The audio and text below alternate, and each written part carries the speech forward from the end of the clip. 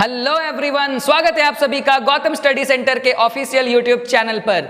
Dear students, पिछले video में हमने बात की थी जैक के द्वारा निकाले गए मॉडल सेट के फिजिक्स की। फिजिक्स में हम लोगों ने 20 क्वेश्चन स्टार्टिंग के कवर कर लिए थे। आज समय आ गया है कि हम लोग 21 से लेकर 40 तक जो लास्ट क्वेश्चन तक है हम लोग वो कवर करें। तो आइए बिना देर किए स्टार्ट करते हैं आज का क्लास। बढ़ते हैं क्वेश्चन नंबर 21 पर। करते हैं सबसे पहले सवाल से। क्वेश्चन नंबर 21 में हमारा क्वेश्चन है, if a body is rotating about an axis passing through its center of mass then its angular momentum is directed along its। Dear students, इस सवाल में कुछ ज्यादा नहीं करना है, क्लास 11th में आप पढ़ चुके हैं। एंगुलर मोमेंटम की बात हो रही है तो यहाँ यूनिफॉर्म सर्कुलर मोशन की बात जरूर होगी। इस तरीके के मोशन में ऑब्जेक्ट का जो भी मोशन होता है, ऑब्जेक्ट जहां भी जाए उसका डायरेक्शन हमेशा सेंटर के टुवर्ड्स होता है, सेंटर के टुवर्ड्स। और इस लाइन को मिलाने के लिए जो डायरेक्शन होता है वो अलोंग द रेडियस होता है, अलोंग द रेडियस। तो डियर स्टूडेंट्स, इसका जवाब हो गया रेडियस, जो कि है हमारे ऑप्शन नंबर ए में। चलिए बढ़ते हैं अगले सवाल की ओर। क्वेश्चन नंबर 22 की बात कर लेते हैं। क्वेश्चन नंबर 22 में हमारा सवाल है, escape speed of a body on the surface of a planet does not depend upon. Dear students, इसमें बात हो रही है एस्केप स्पीड की। सबसे पहले एस्केप स्पीड का फॉर्मूला हम लोग याद करेंगे। एस्केप स्पीड का पहला फॉर्मूला होता था √2gm/r। एक और फॉर्मूला आपने पढ़ा होगा √2gr, है ना। अब ऑप्शंस देख लेते हैं। सवाल बहुत सिंपल है। प्लैनेट का जो एस्केप स्पीड होता है, किसी भी ऑब्जेक्ट का किसी प्लैनेट के ऊपर जो एस्केप स्पीड है वो किस पे डिपेंड नहीं करता है। तो डियर स्टूडेंट्स, इसका सीधा सीधा सिंपल सा जवाब है option number C, mass of the body. Okay, अब आपके दिमाग में एक सवाल आएगा कि मास ऑफ द बॉडी कैसे हो सकता है भाई, मास तो यहाँ पे दिख रहा है सामने में फॉर्मूले में, तो फिर एस्केप स्पीड उस पर डिपेंड कैसे नहीं करेगा। तो डियर स्टूडेंट्स, आपको याद रखना है कि ये जो एम आपको दिख रहा है ना, ये मास बॉडी का नहीं बल्कि मास ऑफ द प्लैनेट है। इसके अलावा जो ऑप्शन है उसकी बात कर लेते हैं। इसके अलावा जो अगला ऑप्शन है आप देख सकते हो, मास of the planet, radius of the planet, वो भी आपको यहाँ पे दिख रहा होगा। मास ऑफ द बॉडी, यहाँ पे कोई मास ऑफ द बॉडी नहीं है। मास ऑफ द बॉडी होती तो स्मॉल एम का जिक्र होता। और अगला ऑप्शन है ग्रेविटेशनल कांस्टेंट, तो वो भी आप यहाँ पे देख सकते हो। इसके अलावा ये एक्सेलरेशन ड्यू टू ग्रेविटी पे भी डिपेंड करता है। तो आपको याद रखना है कि एस्केप वेलोसिटी में जो ऑब्जेक्ट का जो मास होता है, किसी भी ऑब्जेक्ट का जो द्रव्यमान होता है बॉडी का, उस पर ये डिपेंड नहीं करता है। साथ ही साथ ये डायरेक्शन ऑफ द बॉडी पे भी डिपेंड नहीं करता है। ठीक है, तो हमारे इस सवाल का जो जवाब है वो है ऑप्शन नंबर सी। आइए बढ़ते हैं अगले सवाल की ओर। अगला सवाल है हमारा, the acceleration due to gravity on earth surface. Dear students, earth के सरफेस पे एक्सेलरेशन ड्यू टू ग्रेविटी यानी स्मॉल जी की वैल्यू क्या होती है। तो आपने क्लास 11th में बहुत अच्छे से ये बात पढ़ी होगी कि स्मॉल जी की वैल्यू अर्थ के सरफेस पे, अर्थ सरफेस पे मैक्सिमम होती है पोल्स पे, और मिनिमम होती है इक्वेटर पे, इक्वेटर पे। तो डियर स्टूडेंट्स, क्लास 11th में हम सबने पढ़ा है कि अर्थ सरफेस पे जो स्मॉल जी की वैल्यू होती है वो पोल्स पे मैक्सिमम होती है और इक्वेटर पे मिनिमम होती है। अब ऑप्शंस देख लेते हैं। सबसे पहला ऑप्शन है मैक्सिमम एट पोल, मैक्सिमम एट पोल बिल्कुल सही है ये। दूसरा ऑप्शन मैक्सिमम एट इक्वेटर, ये नहीं होगा, मिनिमम एट पोल नहीं होगा, और दोनों पे इक्वल होने का सवाल उठता नहीं है। तो डियर स्टूडेंट्स, इसका सीधा सीधा जवाब है ऑप्शन नंबर ए, जो कि है मैक्सिमम एट पोल्स। आइए बढ़ते हैं अगले सवाल की ओर। Question number 24। अभी थोड़ी देर पहले हमने एस्केप वेलोसिटी की बात की थी, एक बार फिर से एस्केप वेलोसिटी की ही बात यहाँ पे हो रही है। एस्केप वेलोसिटी में हमारे से एक सवाल पूछा गया है कि escape velocity of the body depends upon mass as, ये मास पे किस तरह डिपेंड करता है। तो डियर स्टूडेंट्स, यहाँ पर मास ऑफ द बॉडी की बात हो रही है, और मैंने आपको थोड़ी देर पहले ही बताया था कि एस्केप वेलोसिटी जो है वो मास ऑफ द बॉडी पे डिपेंड नहीं करती है, यानी इसको मास ऑफ द बॉडी से कोई लेना देना नहीं है। फिर भी हमें एक क्वेश्चन दिया गया है कि मास ऑफ द बॉडी पे किस प्रकार डिपेंड करती है। तो इसका सीधा सीधा जवाब हम लोग लिख सकते हैं m⁻�0। फॉर्मूला मैं आपको याद दिलाता हूं, अभी थोड़ी देर पहले मैंने तुरंत लिखाया था। √2gr। तो डियर स्टूडेंट्स आप देख सकते हैं इस फॉर्मूले में कहीं भी मास ऑफ द बॉडी नहीं है, फिर भी आप अपने मन से लिखना चाहते हो तो आप क्या लिख सकते हो, m⁻0, क्योंकि आपको पता है कि m⁻0 करने पे क्या आने वाला है, 1 आने वाला है। इसके जगह कोई भी दूसरा ऑप्शन अगर हम लोग ऐड करते हैं तो हमारा आंसर गलत हो जाएगा, क्योंकि escape velocity mass of the body पे डिपेंड करती ही नहीं है, रादर ये डिपेंड करती है मास ऑफ द प्लैनेट पे। ओके, तो हमारा इसका सीधा सीधा ऑप्शन हो गया ऑप्शन नंबर ए, जो कि है m=0। चलिए बढ़ते हैं अगले सवाल की ओर। बात कर लेते हैं क्वेश्चन नंबर 25 की। क्वेश्चन नंबर 25 में है hydraulic brake works on the basis of. Hydraulic brake कौन से लॉ पे काम करता है, ये तो बच्चों वाला सवाल है डियर स्टूडेंट्स। इसका जवाब है पास्कल्स लॉ। पास्कल्स लॉ, ये आपने मैकेनिकल प्रॉपर्टीज ऑफ फ्लूइड नाम के चैप्टर में पढ़ी होगी। ये है हमारा option number B. Pascal's law हमें ये बताता है कि जब भी हाइड्रोलिक ब्रेक का हम लोग यूज़ करते हैं तो हम लोग उस पैडल को पुश करते हैं और उसमें जो लिक्विड होती है वो हर डायरेक्शन में ट्रांसमिट हो जाती है। उस पर प्रेशर जो होती है लिक्विड पे वो हर डायरेक्शन में ट्रांसमिट हो जाती है, और छोटे पिस्टन पे हम प्रेशर लगाते हैं जो बड़े पिस्टन पे जाकर के लगती है और ब्रेक लग जाता है। आपने अगर पास्कल्स लॉ पढ़ा होगा तो आप इस बात को बहुत अच्छे से समझ सक रहे होंगे। हाइड्रोलिक ब्रेक, हाइड्रोलिक लिफ्ट, ये सारे टॉपिक्स जो हैं ये सब के सब पास्कल्स लॉ पे बेस्ड हैं। तो इस सवाल के लिए हमारा जवाब है ऑप्शन नंबर बी। इससे रिलेटेड एक सवाल और एग्जाम में आ सकता है कि हाइड्रोलिक लिफ्ट किस पे काम करता है, तो याद रखिए डियर स्टूडेंट, हाइड्रोलिक वर्ड आपको जहां भी दिखे ये पास्कल्स लॉ पे बेस्ड होगा। बढ़ते हैं अगले सवाल की ओर। 26 में सवाल है, a body is falling freely in a viscous medium. Viscous medium तो आप जानते हैं, विस्कस लिक्विड आप जानते हैं। विस्कस लिक्विड हम लोग उसको बोलते हैं जिसकी विस्कोसिटी बहुत ज़्यादा होती है।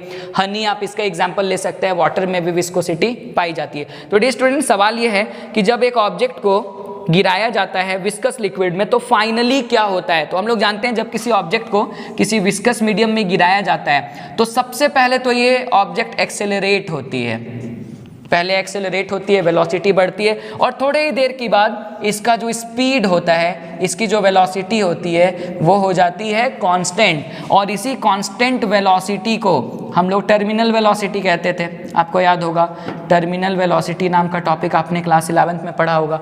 तो हमारे से पूछा जा रहा है कि फाइनली क्या होता है। शुरुआत में तो ऑब्जेक्ट पहले एक्सेलरेट होता है और फाइनली इसका स्पीड या इसकी वेलोसिटी क्या हो जाती है, कांस्टेंट। तो इस सवाल का जवाब हम लोग ढूंढते हैं। इसमें दिया हुआ है falls with a constant velocity. जी हाँ, यही है इसका ऑप्शन, तो इसका ऑप्शन नंबर हो जाएगा ए। बढ़ते हैं अगले सवाल की ओर। क्वेश्चन नंबर 27 में हमारे से सवाल पूछा गया है, the viscous force does not depend upon. तो डियर स्टूडेंट्स आपको विस्कस फोर्स का याद होगा फॉर्मूला, जब आपने विस्कोसिटी पढ़ी होगी। इसका फॉर्मूला था F = -ηA/dV/dx। ओके, इसमें ये जो ईटा था इसे हम लोग क्या कहते थे, इसे हम लोग कहते थे coefficient of viscosity. Coefficient of viscosity, इसमें ये जो A था ये एरिया था, और ये जो dV/dx था ये था हमारा वेलोसिटी ग्रेडियंट। अगर आपको याद हो तो वेलोसिटी ग्रेडियंट हमने पढ़ा था, जब वेलोसिटी को डिस्टेंस से डिवाइड कर देते हैं तो वेलोसिटी ग्रेडियंट निकल के सामने आता है, और ये जो F है, F is basically the viscous force.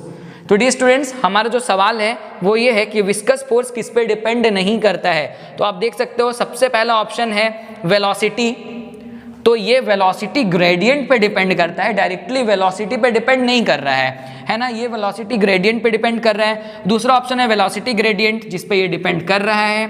तीसरा ऑप्शन है नेचर ऑफ द लिक्विड, उस पे भी ये डिपेंड करता है, मतलब नेचर में जितना ज़्यादा विस्कोसिटी होगी, कहने का मतलब कोई लिक्विड के अंदर जितना ज़्यादा विस्कोसिटी होगी उसके ऊपर उतना ज़्यादा विस्कस फोर्स लगेगा, यानी नेचर पे तो ये डिपेंड कर रहा है, तो ये नेचर पे डिपेंड कर रहा है, ये वेलोसिटी ग्रेडियंट पे डिपेंड कर रहा है, और एरिया पे तो ये डिपेंड कर ही रहा है। तो इसका सीधा सीधा जवाब है कि ये वेलोसिटी पे डायरेक्टली डिपेंड नहीं कर रहा है, जो कि हमारा है ऑप्शन नंबर ए। तो इसका आंसर हो जाएगा वेलोसिटी। बढ़ते हैं अगले सवाल की ओर। ये स्टूडेंट्स क्वेश्चन नंबर 28 बहुत ही सिंपल है। आपने क्रिटिकल वेलोसिटी पढ़ी होगी क्लास 11th में। क्रिटिकल वेलोसिटी हम लोग किसे कहते थे, तो आपको याद होगा क्रिटिकल वेलोसिटी वो वेलोसिटी है अप टू विच, जहां तक किसी भी लिक्विड का मोशन स्ट्रीमलाइंड होता है। क्रिटिकल वेलोसिटी वो वेलोसिटी है जहां तक किसी भी लिक्विड का जो मोशन होता है वो स्ट्रीमलाइन होता है, और अबव विच अगर हम लोग इसके वेलोसिटी को क्रिटिकल वेलोसिटी से भी बढ़ा दें तो वो टर्बुलेंट हो जाती थी, टर्बुलेंट फ्लो हो जाती थी। तो हमारा सवाल बहुत सिंपल था इसमें कि the velocity up to which the flow of a liquid remains streamline, जहाँ तक स्ट्रीमलाइन रहता है मोशन और थोड़ा सा ऊपर जाने पे ये टर्बुलेंट हो जाता है। तो डियर स्टूडेंट्स, इसका जवाब आप समझ ही गए होंगे, इसका जवाब है क्रिटिकल वेलोसिटी, जो कि है हमारे ऑप्शन नंबर ए में। बढ़ते हैं अगले सवाल की ओर। अब बात करते हैं क्वेश्चन नंबर 29 की। डियर स्टूडेंट्स, क्वेश्चन नंबर 29 एक ऐसा सवाल है जिसे सॉल्व करने की जरूरत है, इसमें हम लोग डायरेक्टली आंसर नहीं बता सकते हैं, तो इसे ध्यान से समझिएगा। एक स्टील वायर है जिसका वेट दिया गया है 2 kg। हालांकि इस क्वेश्चन में हमें वेट से कोई लेना देना नहीं है, इस क्वेश्चन को आगे पढ़ेंगे तो हमें पता चलेगा अगर इस वायर के रेडियस को डबल कर दिया जाए तो इसका एक्सटेंशन कितना हो जाएगा। यानी एक्सटेंशन का मतलब आपको याद होगा, चेंज इन लेंथ की बात हो रही है यहाँ पर। क्लास 11th में आपने मैकेनिकल प्रॉपर्टीज ऑफ सॉलिड्स पढ़ी होगी, तो आपने डेल्टा एल, एल, एफ, ए इन सब के बारे में पढ़ा होगा। तो इस क्वेश्चन को बनाने के लिए हम लोग हेल्प लेने वाले हैं यंग्स मॉड्यूलस का। यंग्स मॉड्यूलस आपको याद आएगा डियर स्टूडेंट्स। यंग्स मॉड्यूलस का जो फॉर्मूला होता था वो था stress by strain, stress by strain. Young's modulus को हम लोग y लिखते थे और स्ट्रेस का फॉर्मूला हुआ करता था F बाई ए और स्ट्रेन का फॉर्मूला हुआ करता था डेल्टा L बाई एल। इस फॉर्मूले को अगर थोड़ा सा सॉल्व करें हम लोग तो ये कुछ आ जाएगा F by A into L by delta L. ये L ऊपर चला जाएगा और ये डेल्टा L नीचे आ जाएगा। अब हमें क्या करना है, एरिया हमें पहले ही बता चुका है यहाँ पर कि बात यहाँ पर हो रही है रेडियस ऑफ द वायर की। तो वायर का रेडियस यानी कि वायर के लिए तो वायर का cross sectional area pi r square होता है, तो हम लोग यहाँ ए के जगह लिखने वाले हैं pi r square into L by delta l. लेकिन क्वेश्चन में बात यंग्स मॉड्यूलस की नहीं, क्वेश्चन में बात एक्सटेंशन की जा रही है। एक्सटेंशन हम लोग किसे कहते हैं, डेल्टा एल को। तो इस डेल्टा एल को हम लोग इधर ले आएंगे, तो ये हो गया delta L is equal to F into L by pi r square into Y. तो डियर स्टूडेंट्स, ये हो गया हमारा जनरल इक्वेशन। मतलब यंग्स मॉड्यूलस के हेल्प से हम लोग एक्सटेंशन निकालेंगे तो ये फार्मूला हम लोग यूज करेंगे। अब सवाल में देखते हैं क्या दिया गया है। सवाल में ये दिया गया है कि एक्सटेंशन का तब क्या होगा, यानी अगर हम फिर से डेल्टा एल निकालें, चलिए इसे हम डेल्टा एल डैश मान लेते हैं, तब क्या होगा जब वायर के रेडियस को डबल कर दिया जाए। वायर के रेडियस को डबल कर दिया जाए तो क्या होगा, तो ध्यान से देखते हैं। डेल्टा एल का फॉर्मूला ये था, तो इसे फिर से लिखते हैं एफ इंटू एल बाई पाई, और क्या कहा गया, रेडियस को डबल कर दिया जाए, यानी आर के जगह हम लोग क्या पुट करने हैं, 2r का स्क्वायर, और इंटू वाई जो थी वो अपने जगह सेम रहेगी। तो डेल्टा एल डैश की वैल्यू क्या आ गई, आप ध्यान से देख लो, F into L by pi into ये 2 का स्क्वायर हो गया 4 आर स्क्वायर इंटू वाई।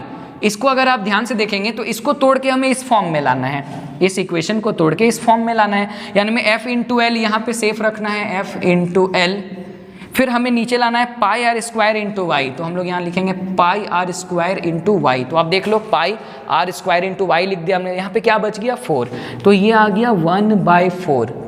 अब आप बताओ हमने किसकी वैल्यू निकाली, डेल्टा एल डैश की। इसे लिख सकते हैं हम लोग 1/4 इंटू, और ये पूरी की पूरी वैल्यू तो यही है ना जिसे हम लोग क्या कहते हैं, डेल्टा एल।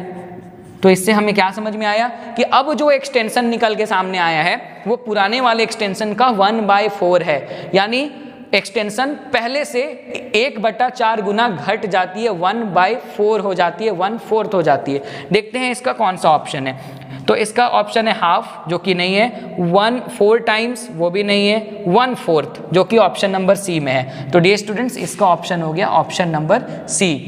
ओके, अब हम लोग बात करते हैं क्वेश्चन नंबर 30 की। डियर स्टूडेंट्स, क्लास 11th में ये टॉपिक बहुत बार हमने पढ़ा है। The best ideal black body is, सबसे अच्छा आइडियल ब्लैक बॉडी कौन होता है। तो डियर स्टूडेंट्स, आपको याद रखना है, सबसे आइडियल ब्लैक बॉडी एक हॉलो स्फीयर के जैसा होता है जिसमें एक छोटा सा होल होता है ना, एक ऑब्जेक्ट होती है जो गोल सी होती है और इसके आगे में एक छोटा सा छेद यानी छोटा सा होल होता है, और इसी होल से ना रेज एंटर करता है, लाइट एंटर करती है, और ये रेज जा करके टकराती है और टकरा के लगातार इसमें रिफ्लेक्शंस होते रहते हैं, और ये जो ब्लैक बॉडी है हमारी ये गर्म होती रहती है, लगातार हीट होती रहती है। आपने तो पढ़ा ये ब्लैक बॉडी उसे कहते हैं जो हीट का अच्छा एब्जॉर्बर हो, हीट को अच्छे तरीके से एमिट करे। तो सबसे बेस्ट आइडियल बॉडी इसी को माना जाता है, जिसमें हम लोग एक ब्लैक सा हॉलो सा एक बॉडी लेते हैं, बॉक्स लेते हैं, जिसके अंदर ब्लैक पेंट होता है हर जगह पर ये ब्लैक कलर की होती है, अंदर ब्लैक पेंटेड होती है, और इसमें जो रेज एंटर करती है वो लगातार इसमें चारों ओर रिफ्लेक्ट करती है और इस पूरे बॉडी को गर्म कर देती है। ये है दुनिया की सबसे आइडियल ब्लैक बॉडी।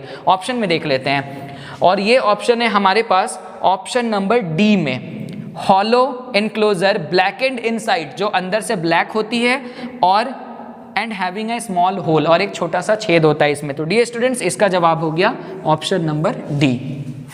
बढ़ते हैं अगले सवाल की ओर। अगला सवाल है question number 31, the translational kinetic energy of a gas molecule at temperature T for 1 mole of a gas is. Dear students ये तो रट्टा मार क्वेश्चन है, ये आपको याद ही होगा। इसका ऑप्शन नंबर ए होगा 3/2 RT। इसे आपको याद ही रखना पड़ेगा, ये एक एक्सपेरिमेंटल वैल्यू है। चलिए बढ़ते हैं अगले सवाल की ओर। क्वेश्चन नंबर 32 में हमारे से पूछा गया है, which of the following parameters does not characterise the thermodynamic state of matter. तो डियर स्टूडेंट्स आपको याद होगा थर्मोडाइनमिक स्टेट ऑफ मैटर को कैरेक्टराइज करने के लिए हम लोग 3 थर्मोडाइनमिकल वेरिएबल्स का यूज करते हैं, सिर्फ 3 का, और ये 3 थर्मोडाइनमिकल वेरिएबल्स के नाम थे PVT, जिसे शॉर्ट में हम लोग प्राइवेट कह के याद करते थे, जिसमें से P का मतलब होता है प्रेशर, V का मतलब होता है वॉल्यूम, और T का मतलब होता है टेम्परेचर। थर्मोडायनेमिक्स में ये 3 ही ऐसे फिजिकल क्वांटिटीज होते हैं जो थर्मोडायनेमिकल वेरिएबल्स के नाम से जाने जाते हैं, पूरे थर्मोडायनेमिकल प्रोसेस को कैरेक्टराइज करते हैं। इसके अलावा कोई भी चौथा ऑप्शन इसके लिए सही नहीं हो सकता है। आइए ऑप्शंस देख लेते हैं। तो पहला ऑप्शन है वर्क, यानी कि पहला ही ऑप्शन गलत है, और हमें यही चाहिए कि कौन इसे कैरेक्टराइज नहीं करता है, तो हमें ऑप्शन पहले बार में ही मिल गया। इसका रियल में ऑप्शन है वर्क। बाकी ऑप्शंस आप देख लो, वॉल्यूम, प्रेशर, टेम्परेचर, ये सारे आपको यहाँ पर दिखेंगे। तो डियर स्टूडेंट्स इसका जवाब हो गया option number A work. Question number 33 thermodynamics से रिलेटेड है। डियर स्टूडेंट सवाल है, heat can not flow itself from a body at lower temperature to a body at higher temperature is a statement as a sequence consequence of.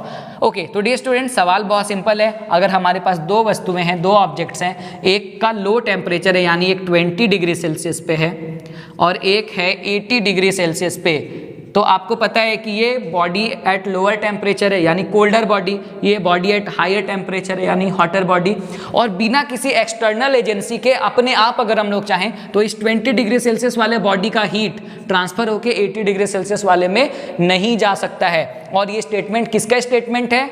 With no surprises ये statement है second law of thermodynamics का।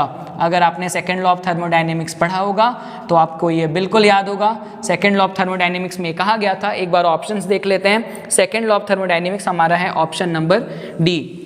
ये law हमें क्या बतलाता था, याद दिलाता हूँ। ये लॉ हमें ये बतलाता था कि दुनिया में कोई भी प्रोसेस अपनाया जाए बिना किसी एक्सटर्नल एजेंसी के, यानी बिना किसी बाहरी मदद लिए, ऐसा पॉसिबल ही नहीं है कि कोई कोल्डर बॉडी अपने हीट को हॉटर बॉडी में ट्रांसफर कर दे। यानी कुछ ऐसा हो जाए कि ये अपना 20 डिग्री सेल्सियस भी इसे दे दे और ये ऑब्जेक्ट 100 डिग्री सेल्सियस हो जाए और ये 0 डिग्री सेल्सियस हो जाए बिना किसी हेल्प के। लेकिन ये इसके बजाय ये पॉसिबल है कि ये 80 से कम हो जाए और ये 20 से ज़्यादा हो सकती है। ओके, यानी हॉटर बॉडी से हीट हमेशा कोल्डर बॉडी में ट्रांसफर होती है। हीट का ट्रांसफर हमेशा हॉटर से कोल्डर में होता है, कभी कोल्डर से हॉटर में अपने आप नहीं होता है। तो डियर स्टूडेंट्स ये हो गया इसका option number D answer.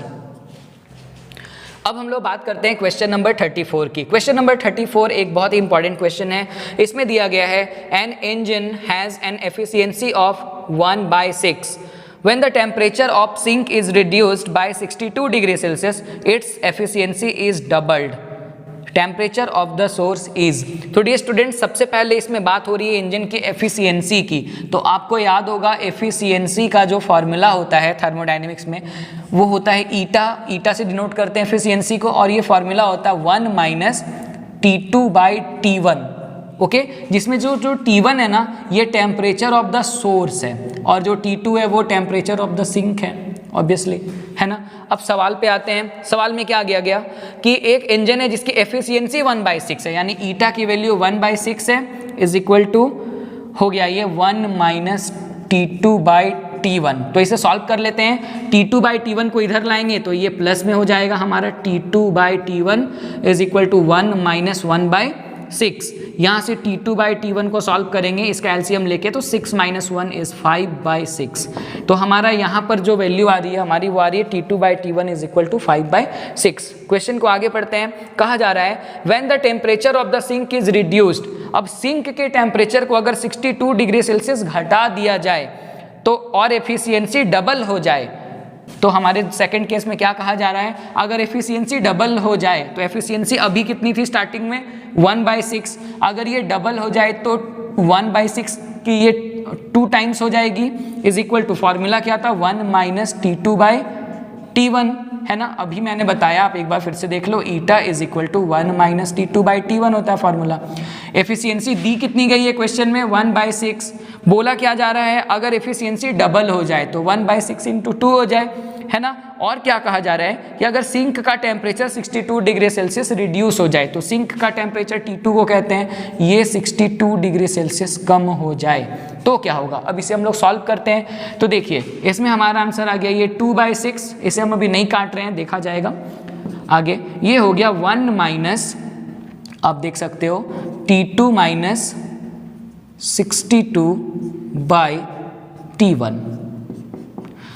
Dear students, अब हम लोग क्या करेंगे, इस माइनस वाले टर्म को लेफ्ट में ले आएंगे जो अपने आप पॉजिटिव हो जाएगी। तो इस टर्म को अगर हम लोग इधर ले आए तो ये हो गया T2 minus 62/T1 is equal to, ये 1 यहाँ पहले से था, ये 2/6 उधर गया तो माइनस 2/6। क्या इसे हम लोग ऐसे लिख सकते हैं T2/T1 माइनस 62/T1। आप देख सकते हो A माइनस B/C को हम लोग लिखते थे ना, A/C माइनस B/C, वही किया हमने और इसे सॉल्व कर देते हैं। तो हमारे पास आता है 6 माइनस 2 इज 4/6। ओके, अब आप ध्यान दो, T2/T1 की वैल्यू तो हमने अभी थोड़ी देर पहले ही निकाल रखी है 5/6, है ना। तो T2/T1 की जगह हम लोग यहाँ क्या पुट कर सकते हैं 5/6 minus 62/T1 is equal to 4/6। अब यहाँ से सॉल्व करना काफ़ी आसान है। इधर मैं थोड़ा सा इरेज कर रहा हूँ या फिर मैं इसको इधर बना रहा हूँ, ध्यान दीजिएगा।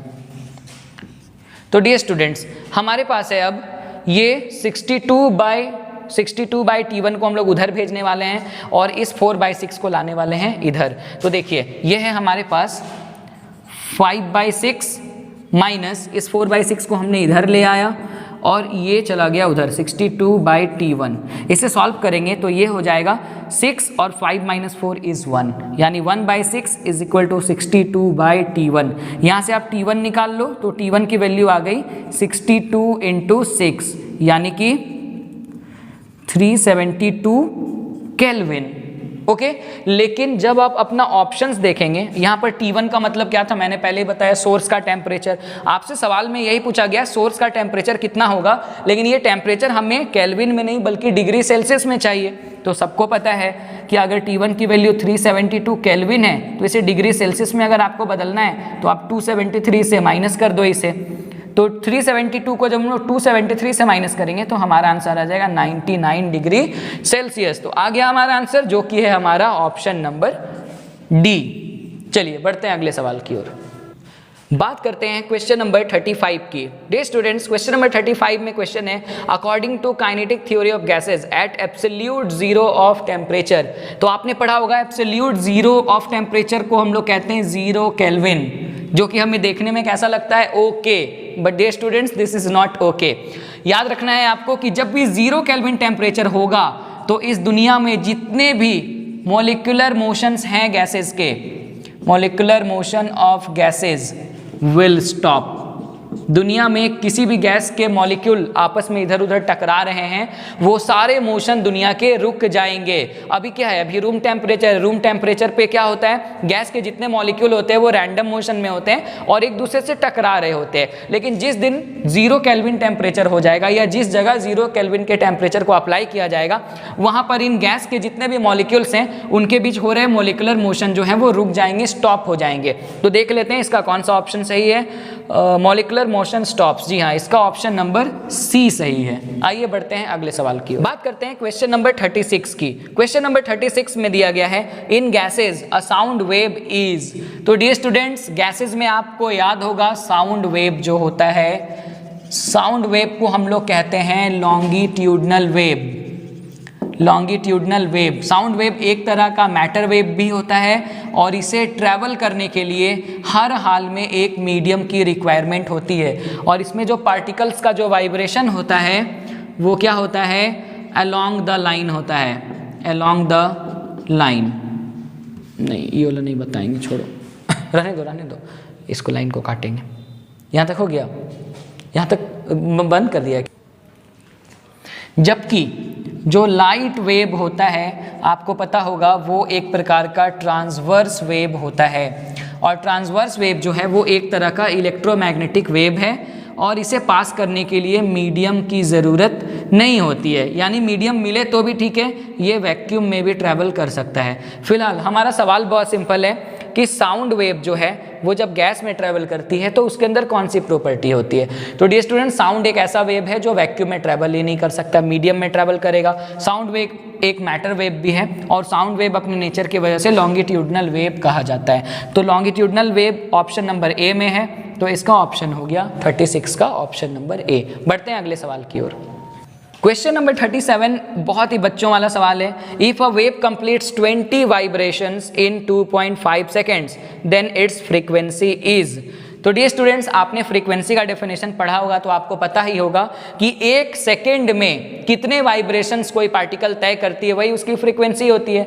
यानी कितने वाइब्रेशंस हो रहे हैं एक सेकेंड में। तो हमें गिवन क्या है, हमें गिवन है कि अगर 2.5 सेकेंड में कितने वाइब्रेशंस होते हैं, 20 वाइब्रेशंस होते हैं। तो हम लोग निकाल लेंगे एक सेकेंड में कितना वाइब्रेशन हो रहा है। तो ये हो गया 20 डिवाइडेड बाई 2.5। इस पॉइंट को हटाएंगे, ऊपर में एक 0 जाएगा। अब काट दो इसे, 5 से 5 बार में, 5 से 2 टाइम्स और ये 5 से 4 टाइम्स। तो इसका जवाब हो गया 8 हर्ट्ज।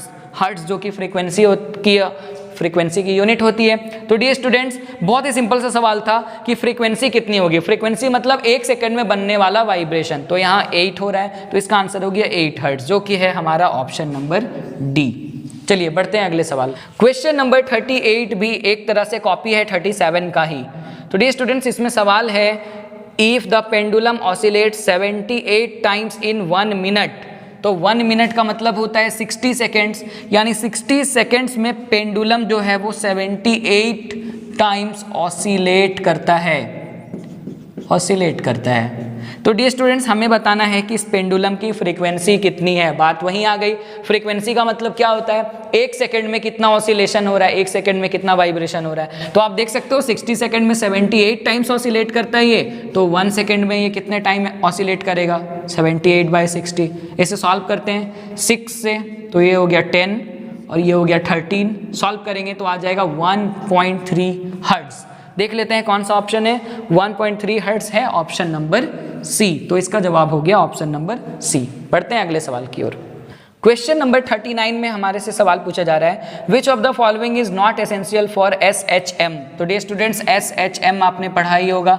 SHM को हम लोग सिंपल हार्मोनिक मोशन कहते हैं। इसमें 4 ऑप्शंस दिए गए हैं, ग्रेविटी, रिस्टोरिंग फोर्स, इनर्शिया और मटेरियल मीडियम। तो आपको याद होगा ये मटेरियल के मीडियम पे डिपेंड करता है, ठीक है। यानी कि SHM में अगर हम लोग 2 तरीके का एग्जाम्पल ले लें तो एक एग्जाम्पल तो हमारा पेंडुलम वाला होता है, आपको याद होगा। तो हमारा जो पेंडुलम वाला जो एग्जाम्पल था जिसमें पेंडुलम हमारा इस तरीके से ऑसिलेट कर रहा था, इसको अगर आप ध्यान से देखेंगे तो इसमें ग्रेविटी का रोल है। लेकिन अगर हम लोग स्प्रिंग वाला एग्जाम्पल ले लें, अगर आपको याद है स्प्रिंग वाला एग्जाम्पल, तो स्प्रिंग वाले एग्जाम्पल को अगर आप ध्यान से देखोगे, इसे अगर हम लोग इधर इस डायरेक्शन में खींचेंगे तो इसमें ग्रेविटी का कोई रोल नहीं है, जबकि ये दोनों ही SHM का एग्जाम्पल है ना। इसके अलावा रिस्टोरिंग फोर्स की बात हो रही है, तो रिस्टोरिंग फोर्स तो इसमें काम करती ही है। जैसे इस ऑब्जेक्ट को अगर हम आगे घसका दें और फिर छोड़ दें तो ये स्प्रिंग अपने आप को वापस अपने शेप में लाना चाहेगी।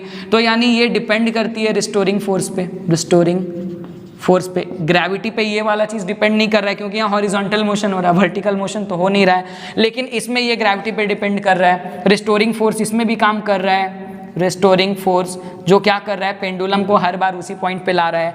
हमारा तीसरा ऑप्शन था इनर्शिया, इनर्शिया भी है इसमें, जब आप स्प्रिंग को खींचते हैं स्प्रिंग वापस शेप में आता है, तो इसमें भी इनर्शिया का रोल भी था, इनर्शिया भी इसका ऑप्शन है। और अगला है मटेरियल मीडियम, मटेरियल मीडियम तो होगा ही होगा क्योंकि ये स्प्रिंग किस मटेरियल से बनी है इस पे भी डिपेंड करता है कि इस स्प्रिंग को हम कितना खींच सकते हैं या नहीं खींच सकते हैं, तो इसमें मटेरियल मीडियम भी इंक्लूडेड है। तो एकमात्र चीज़ जो हर तरह के एसएचएम के लिए ज़रूरी नहीं होती है, मैं ये नहीं कहूँगा कि ज़रूरी ही नहीं होती है, पेंडुलम वाले केस में तो ये ज़रूरी है, लेकिन हर तरह के एसएचएम के लिए जो चीज़ ज़रूरी नहीं है उसका नाम है gravity.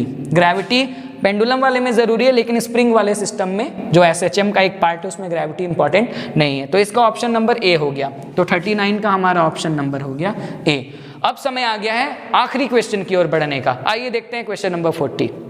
Question number 40, dear students, अभी हम लोग बात कर रहे थे एसएचएम की, एसएचएम का एक और क्वेश्चन हमारे पास आ गया है। मैं फिर से आपको स्प्रिंग वाला एग्जांपल देता हूं। मान लीजिए हमारे पास एक सिस्टम है, स्प्रिंग लगा हुआ है इसमें, और इस पर्टिकुलर सिस्टम को हम लोग क्या कर रहे हैं ना, इधर धकेल रहे हैं, इधर खींच रहे हैं। तो जब हम लोग इधर खींच रहे हैं ना, तो हम लोग इस ऑब्जेक्ट को इधर क्या कर रहे हैं, डिस्प्लेस कर रहे हैं, यानी इस स्प्रिंग का डिस्प्लेसमेंट राइट की ओर है। और जैसे डिस्प्लेस करके हम लोग इसे छोड़ते हैं, स्प्रिंग वापस से अपना आप को रिस्टोर करने की कोशिश करता है और ये स्प्रिंग वापस से लेफ्ट की ओर खिंचाने लगता है, यानी इस पे जो फोर्स लग रहा है, रिस्टोरिंग फोर्स, ये इसके ऑपोजिट डायरेक्शन में लग रहा है। तभी तो आपने एक फार्मूला पढ़ा होगा क्लास 11th में, मैं आपको वो फार्मूला याद दिलाता हूं, और वो फार्मूला था हमारा F = -kx, जो कि कुछ ऐसा था, F is proportional to x से आया था, जहाँ पे x क्या है, x डिस्प्लेसमेंट है, रिस्टोरिंग फोर्स क्या है हमारा, F है, और ये तो कांस्टेंट था, फोर्स कांस्टेंट आपको याद ही होगा, स्प्रिंग कांस्टेंट।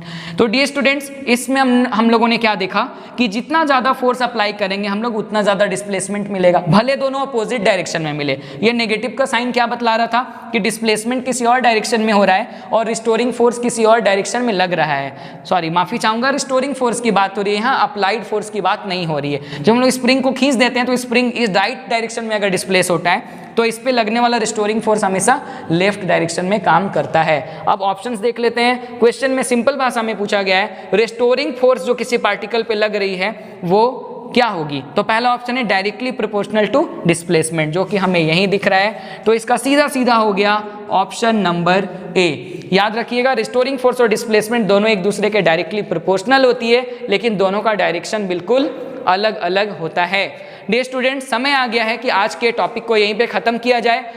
हम लोगों ने फिजिक्स का पूरा मॉडल सेट कवर कर दिया है जो जैक के द्वारा दिया गया था। पूरे 40 क्वेश्चन समाप्त हो गए हैं। उम्मीद करता हूं आप लोग इन 40 के 40 सवालों का जवाब अच्छे तरीके से समझ पाए होंगे। फिर भी आपके मन में कोई डाउट है तो आप कमेंट करके हमें ज़रूर बताइए। आप सभी को एग्जाम के लिए ऑल द बेस्ट, बहुत बहुत शुभकामनाएं हमारी। उम्मीद करता हूँ कि इससे बहुत सारे क्वेश्चन आपके एग्जाम में आएंगे और आपकी मदद करेंगे। जाते जाते चैनल को लाइक, शेयर और सब्सक्राइब जरूर कीजिएगा। Thank you.